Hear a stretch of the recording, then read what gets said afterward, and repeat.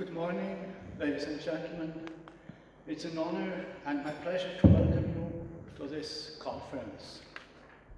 As director of the Swiss Federal Archives, I'm very happy too that so many people from all over the world have gathered here to discuss archival issues in the large context of the dealing with the past topic.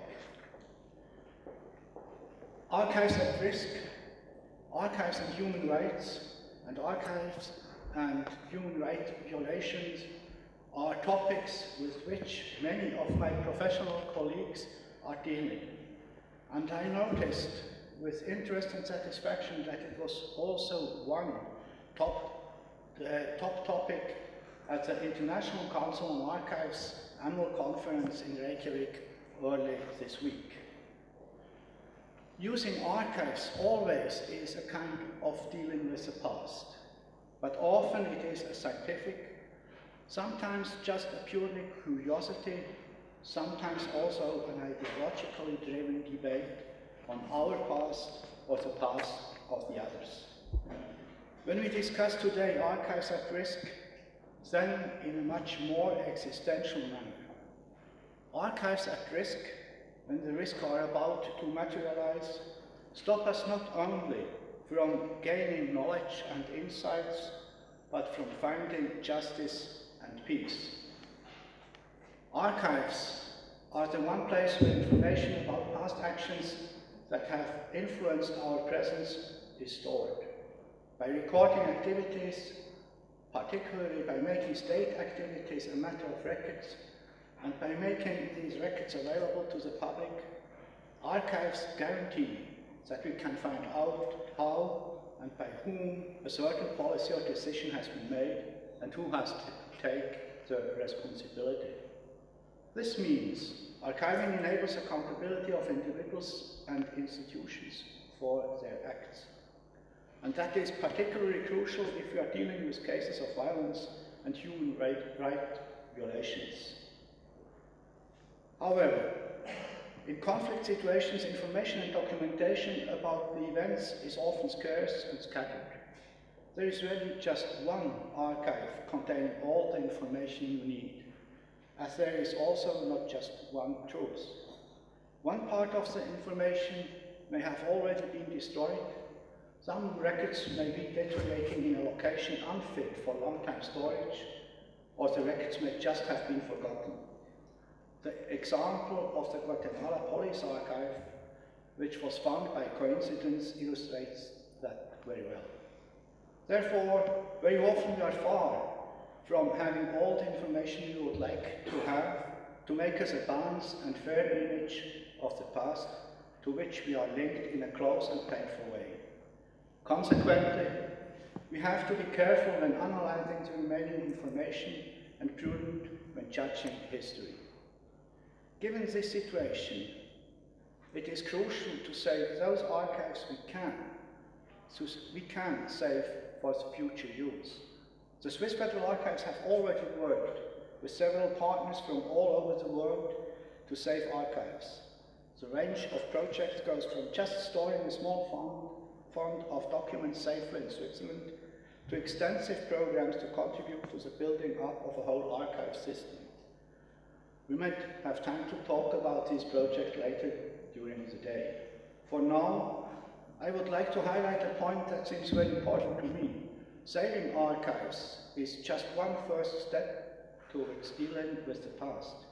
Pure preservation is crucial, but it calls urgently for access. Only accessible archives permit us to really deal with the past. In that context, the Swiss Federal Archives could provide expertise. We could store in our infrastructure to prevent it from being damaged. We could train local staff, or we could send experts to assess endangered records in the field. We could, we should, we can, we already have done it. However, dealing with the past is not just about archives, and we cannot cover all aspects on our own. That is why the Federal Department of Foreign Affairs, the Federal Archives and swisspeace have co-founded the project Archives and Dealing with the Past. We all bring in expertise from a different field, creating thus, hopefully, a comprehensive package to help archives at risk. While the Federal Archives are contributing expertise regarding archival issues, the Federal Department of Foreign Affairs have the political context with the countries involved and experience in dealing with the past. SwissPeace, on the other hand, plans and executes the activities, adding its expertise in fieldwork, and it develops a recommendation for the future form and activities of the project. The committee, with representatives of all three organizations, discusses and makes strategic decisions concerning the whole project. Of course, we need international and local support to succeed in our undertaking. Therefore, I am pleased to see that there are people from so many different fields of expertise and from many countries around the world gathered here today. We may have different backgrounds, different knowledge, different experiences on issues related to dealing with the past, but I guess we all share one belief. One, that human rights violations should not be forgotten.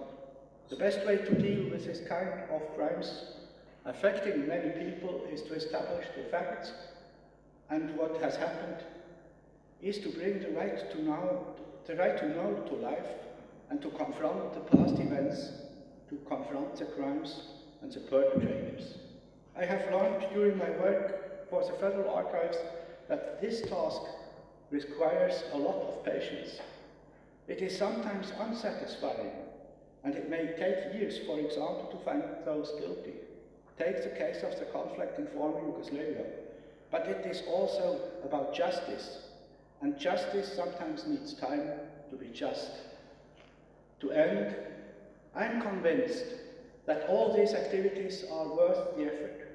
We have to be persistent, or as Albert Camus said in one of my favorite quotes, qui répondrait en ce monde à la terrible obstination du crime si ce n'est l'obstination du témoignage? Or freely translated, who on earth could respond to the terrible stubbornness of crime, if not the stubbornness of testimony? With these words, I would like to hand over to Elisabeth Baumgartner from SwissPeace, who will provide you with more information and guide you through today's program. I wish you an interesting conference with many new insights and lively debates. Thank you for your attention, and thanks to SwissPeace for organizing this event. Thank you very much.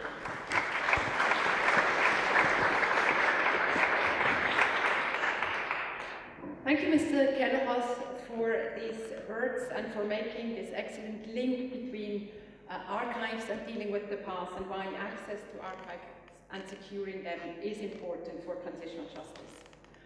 A warm welcome also on behalf of SwissPeace and the Project Archives and Dealing with the Past to you all.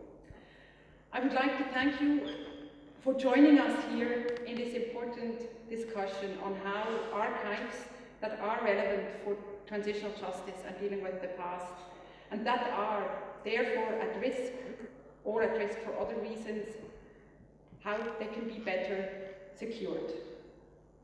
If one looks at the news these days, it becomes obvious that protecting documents, records and archives bearing witness of serious violations of human rights and international humanitarian law is crucial. Heinous crimes are committed every day in many different countries, forcing millions of people to flee from their homes and causing incredible suffering. But those crimes do not remain unseen. In Syria, Burundi, the Central African Republic, in South Sudan and Colombia, courageous people are witnessing and documenting those crimes. They are hiding the material they are collecting. They smuggle it outside the country. They secure it and store it. And they may give it to investigation commissions, to prosecutors, to human rights organizations. In doing so, they often risk their lives, while not knowing whether the truth will be revealed, the harm repaired, and whether those responsible for the atrocities will ever be held accountable. Because, as Mr. Kellerhals has already mentioned, transitional justice often takes very long. Sometimes it takes more than a generation until it happens. But even if justice for victims comes late, and even if the facts are exposed 10, 20, maybe 40 years after the events happened, it is nevertheless crucial, both for individuals, for individual victims, and for the society as a whole.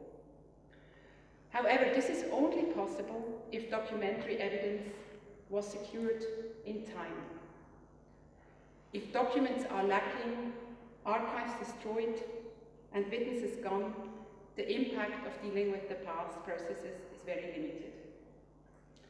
The police archives Mr. Kellerhals has mentioned in Guatemala is a good example for this. They are today playing a very important role in bringing former military and police commanders to justice, including the former president of Guatemala, General Efrain Rios Montt. More than 30 years after the massacres committed by military forces against indigenous population in Guatemala, Rios Montt was sentenced for genocide, and documents from the police archives in Guatemala were used as evidence in this trial. This evidence had to be secured first and safeguarded, both from physical decay, which was described as well, very well by Mr. Kellerhals, but also from threat of wanton destruction, which is very likely in contexts like Guatemala. It is therefore evident that such records and archives must be secured as quickly as possible. When we were starting to plan this conference and try to map out what already exists at the international and national level with regard to legal frameworks and programs to secure archives at risk, we were quite amazed to see that there's not so much in place. First we thought probably we just missed it and we didn't find it. But then when we started to talk to the experts in our network, it became clear that there is a gap in this regard. Also, when we receive requests for safeguarding archives from different organizations and institutions and discuss it with our institutional partners, we had to understand how complex it is to save archives at risk, and that numerous complicated legal, political, technical, and financial questions are linked to it. These are the questions we would like to discuss and explore in this conference. We are very happy and lucky to have an incredible number actually, of renowned experts, professionals, and practitioners from a number of contexts, representing different institutions and organizations that have been working on this issue for decades, present here with us. And we are hoping to be able to come up with some relevant findings and even recommendations at the end of this event. And that this is the start of an ongoing work that will continue with a network of experts who is actually present here. In the conference, we will start with a welcome note of Pablo de Grave, the UN Special Rapporteur on the promotion of truth, justice, reparation and guarantees of non-recurrence, who have been working together with the UN and the ICRC on this issue with us already earlier, and he will explain the importance of securing archives for dealing with the past and transitional justice in general terms. Mohamed Al-Abdallah from the Syria Justice and Accountability Center will in his keynote speech talk about more specific experiences and difficulties encountered when documenting the horrendous atrocities that are committed on a daily basis in the conflict in Syria. We'll then go to the panels. In the first panel, we'll try to set the scene and discuss existing international frameworks, national best practices and legal standards in place. In the second panel, we'll move to the more domestic and local level and hear about experiences from different contexts on how archives at risk were and are secured. And in panel 3, we will explore complementarity solutions of safeguarding archives for instance in safe haven abroad. I wish you an interesting conference, stimulating discussions and a rich exchange. And I will now give the floor to my colleague.